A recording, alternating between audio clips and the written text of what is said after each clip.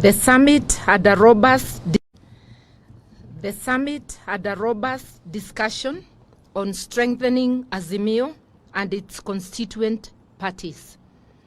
The coalition partners have been able to agree on fundamental strategies and we agreed that the coalition is only as strong as its constituent parties. The summit, therefore, reaffirmed its commitment to the renewal, strengthening of all the constituent parties through various activities, including members' recruitment drives, delegates' conferences, PGs and NEC meetings. All constituent parties have committed to pursuing a course that addresses the challenges the country is going through, and that also help to advance and defend the gains of democracy.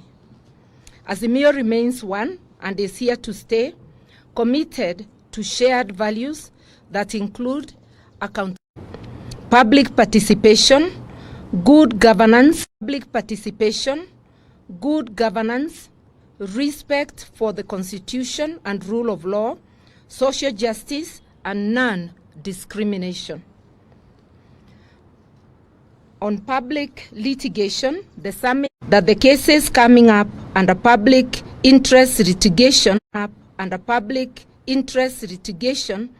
address fundamental concerns in which Kenyans feel overlooked, mistreated, and ignored by a regime steeped in impunity. Some of the cases include the Jubilee Party case and the ruling by the Speaker of the National Assembly forming multiple parliamentary groups within this particular political party. This is a real threat to the foundations of our attempts to create a strong multi-party democracy. It threatens to return Kenya to a single-party era. The housing levy is a threat to livelihoods. The plan to unilaterally sell public assets without the participation of the owners, who are the people of Kenya.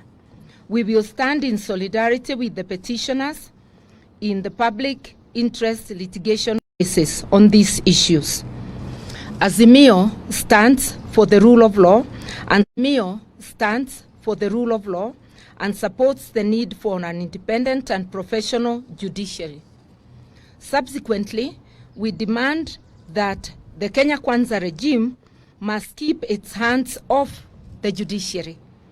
We take note expressed by the United States government for the Ruto regime to appeal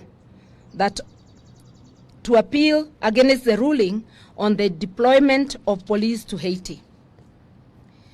It is our hope this shall respect the independence of the judiciary and that foreign interests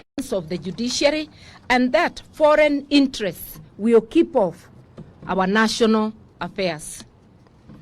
Azimio remains on the way forward. Azimio remains extremely disturbed by the worsening cost of living, the ever Zakayo, the collapsing national currency,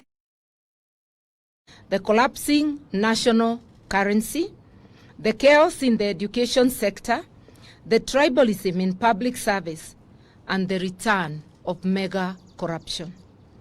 The summit has committed to seek other ways and means to press the regime to listen to the cries of the people. The litigation will only be one such avenue. Other ways are being worked on, whose ultimate goal is to force the regime to be sensitive to the tribute and to enable the people to take such steps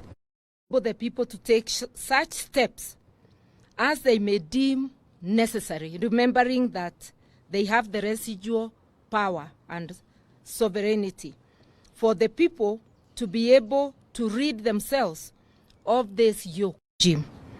Just like the donkey spoke to Balaam in the Bible, the donkey is now telling Zakayo, enough is enough. We thank you.